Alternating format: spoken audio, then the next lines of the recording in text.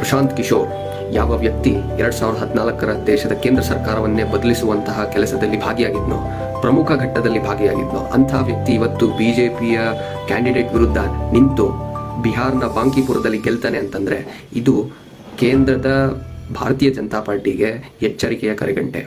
ಯಾಕೆ ಅಂತಂದ್ರೆ ಸತತವಾಗಿ ಅಲ್ಲಿ ಬಿಜೆಪಿಯ ಭದ್ರಕೋಟೆ ಅಂತ ಏನು ಕರೆಸ್ಕೊಳ್ತಾ ಇತ್ತು ಬಾಂಕಿಪುರ, ನಿತಿನ್ ನಬೀನ್ ಇವರು ಸತತವಾಗಿ ನಿರಂತರವಾಗಿ ಗೆಲ್ತಾ ಬರ್ತಿದ್ರು. ಆ ಒಂದು ಭದ್ರಕೋಟೆಯನ್ನ ಭೇದಿಸಲಿಕ್ಕೆ ಪ್ರಶಾಂತ್ ಕಿಶೋರ್ ಯಶಸ್ವಿ ಆಗ್ತಾರೆ. ಆ ಥರ ಅನೇಕ ಕೋಟೆಗಳನ್ನ ಭಾರತೀಯ ಜನತಾ ಪಾರ್ಟಿಯಲ್ಲಿ ಕಟ್ಕೊಂಡು ನಿರಂತರವಾಗಿ ದಶಕಗಳಿಂದ ಗೆಲ್ತಾ ಬರ್ತಾ ಇದೆ. ಅಲ್ಲೆಲ್ಲ ಕೂಡ ಅಭಿವೃದ್ಧಿಯನ್ನ ಮರೆತು ಜನರ ಸ್ಪಂದನೆಯನ್ನ ಬದಿಗಿಟ್ಟು ಮುನ್ನಡೀತಾ ಹೋಗ್ತಾ ಇದ್ರೆ ಒಂದಲ್ಲ ಒಂದಿನ ಅಲ್ಲಿ ಈ ರೀತಿಯಾದಂತಹ ಪರಿಸ್ಥಿತಿ ಮರುಕಳಿಸೋದಿಲ್ಲ ಅನ್ನೋದಕ್ಕೆ ಯಾವುದೇ ಒಂದು ಸಂಶಯ ಬೇಡ.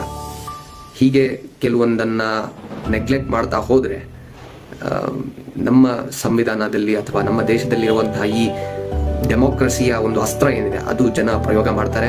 ಅಭಿವೃದ್ಧಿ ನೀವು ಮಾತಾಡಲಿಲ್ಲ ಅಂತಂದ್ರೆ ಅದು ಸಮಸ್ಯೆ ಆಗುತ್ತೆ. You cannot take it for granted ಅನ್ನೋದನ್ನ ಇಲ್ಲಿ ಜನರು ಮತ್ತೆ ಸ್ಪಷ್ಟ ಮಾಡಿದ್ದಾರೆ. ನಿಮ್ಗೇನನ್ಸುತ್ತೆ?